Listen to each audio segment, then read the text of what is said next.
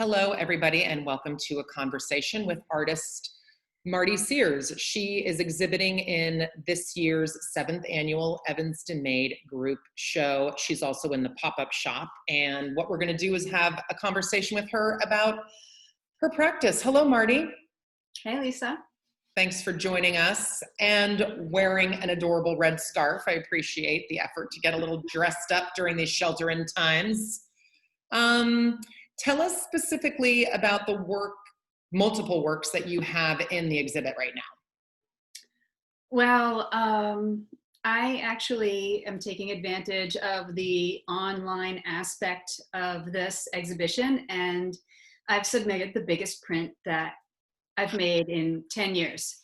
So the blocks are like 36 by 72. And I would never have been allowed to enter this in the live exhibition. So nice. So the first thing you did was just bust out the size limit. I love it. Yeah. And what is it of? A humpback whale. Huge humpback whale. With a poem that sort of that's carved and integrated within the whale and also in the water above. It's a poem I wrote. Beautiful. Excellent. And then you also have items in the art shop. Yeah, ceramics. Ceramics. Okay. Yeah. So I make ceramics, and I don't know, somehow it just feeds everything else I do, and I can sell it for a cheaper price, and it piles up in my cabinet. So every once in a while I have to try to sell it. So nice. That's the idea behind that.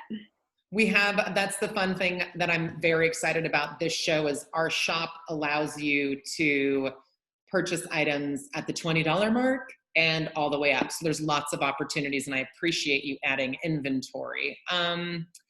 What's happening in your studio right now? Are you working on something that's keeping you sane? Yeah, within the first 2 weeks of being home, I made a hand-bound journal with Coruscant wooden covers. Everything I had, I used to make it, was just sitting around my studio. So I've had this huge old atlas for the past 15 years, and it's one of those things where I'm like, I love this, and I know I'm going to find a use for it someday. So I made all the pages out of the atlas, and that just seemed right for the pandemic. So I take stories from areas, and I use that page and that map page to make my drawing or draw text or things like that. And you're going to keep it inside the journal? You're not going to rip it out and frame the individual pages? No, it's going to end up being essentially an artist book. So I call it my COVID journal, and it's non-linear. It's not like I start at page 1 and I go through to the last page. I go to the place on the map. Nice. And make my work there. Oh, beautiful. And you're also making ceramics right now? But you're not in a studio. How are you doing that? Right. I usually work in the pot shop in Evanston, and they've been closed. So I wasn't able to do ceramics for a long time, and I really love to have my fingers in the mud. So when Joanna Kramer at Ware, she offered these online wine, women, and mud courses. And she said, oh yeah, you can just come and pick up your clay at my studio, have it on a table, you bring it home, and then drop it off when you're finished, and I'll fire it and glaze it. I signed on as soon as I could. So I've been working in clay since then, thanks to her. Oh, nice. Thank you, Joanna Kramer. We love her. So what's the difference about your practice since shelter in? Obviously, you just mentioned that your studio is also kind of your dining room. What's changed for you? Well, I'm working every day because I have a day job, and I don't always work every day. And I feel like that's really the thing that keeps me sane. Mm-hmm. And with the COVID journal, I've been drawing out these text pieces, and somehow it's like once I just have a short phrase I want to make, it's really just using a ruler and tracing circles and making this geometrical pattern that all fits together. It's like doodling. Mm-hmm. So I don't have to be completely engaged mentally from beginning to end. it's just, it's like doodling. It's just something my hand does. Nice. And you can jump in and out of it without really having to be in it for 9 hours. Yeah.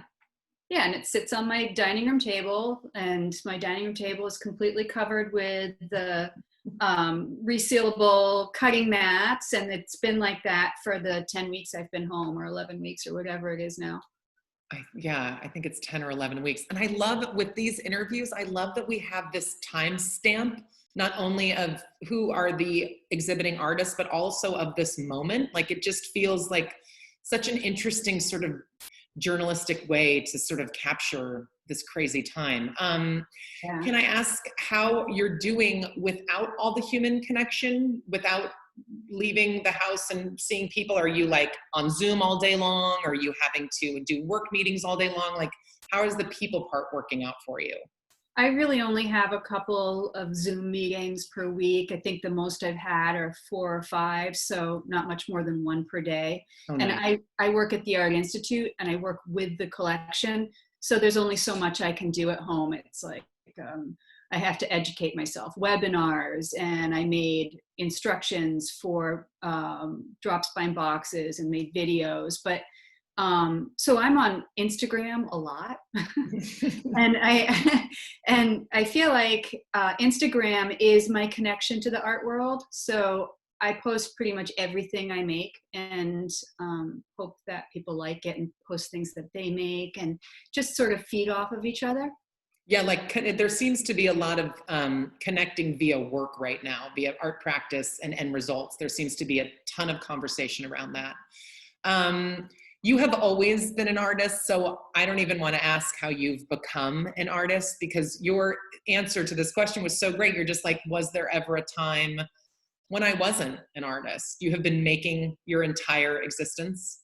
That's how I feel. And my mother went to art school, and so maybe that has something to do with my mother. I don't know. Maybe I think she's always encouraged me. You know, there was never, when I said I want to go to art school, there was no one who said, "Oh no, that's not good. You're not going to make any money." Maybe they should have, but But there was you no know, one who said don't do it. no one said don't do it. Absolutely no one. That's beautiful. Well, and the results are obviously, you're very prolific, but your work is amazing. And it shows that you've been on this journey for a bit of a while. So last question, what are your inspirations? Who are your inspirations sort of artistically? Is it new because you're becoming more familiar with an artist, and or is it someone who you've always watched closely? What's inspiring you these days, Mardy? So it's funny because I've actually thought about this a little bit since I answered your question via email yesterday. Mm-hmm. And and I have to say it hasn't changed from what I said. I'm surprised how much I miss working with the collection and seeing the collection at the Art Institute, because really the day job was starting to drive me a little crazy. And to the point where I would travel sometimes and not want to go to a museum because I spend every day in a museum. Mm. And I love museums. So I'm surprised how much I love seeing that great art every day. Mm-hmm. Um, and I could give you a whole list of artists. I wrote down a whole bunch of artists that inspire me. But what I realized is also that I love female artists whose careers didn't take off until they were old.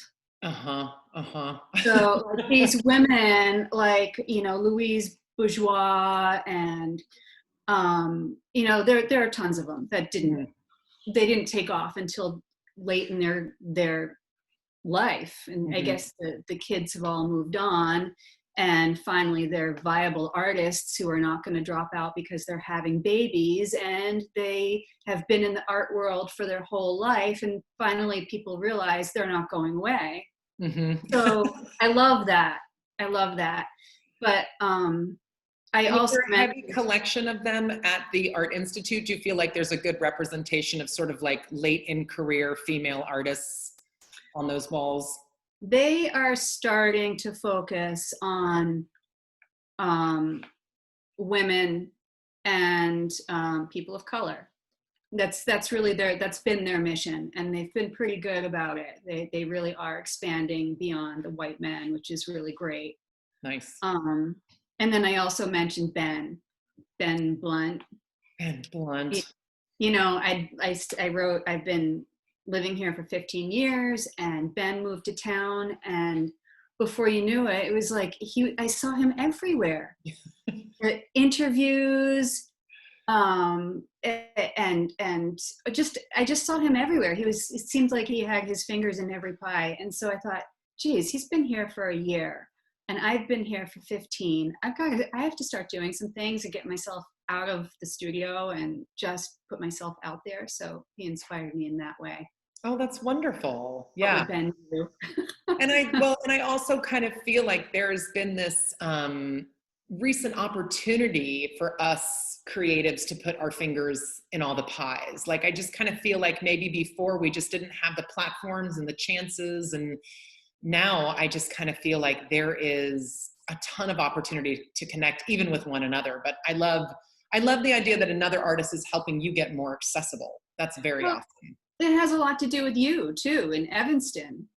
I feel like we're bonded together by you. Right.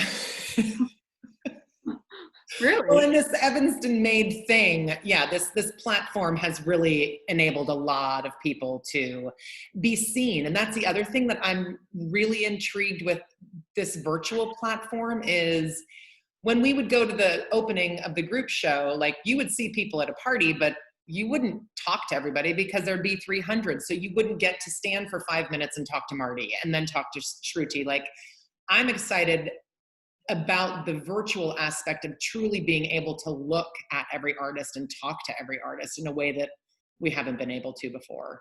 Yeah, it's nice. I've watched a few of your live interviews, and I miss them a lot, but when I see them, I jump in, and it's nice. It's super fun. Well, I appreciate your time today. I am so glad that you busted out of the size limit. I did. And, but it looks really tiny online because it's long and skinny. It's like, oh, this huge piece is now tiny little thing at the top of the screen. I hope people read the description for sure. Yeah, I don't know. We'll see. Thank you, Mardy. All right. Thanks, Lisa.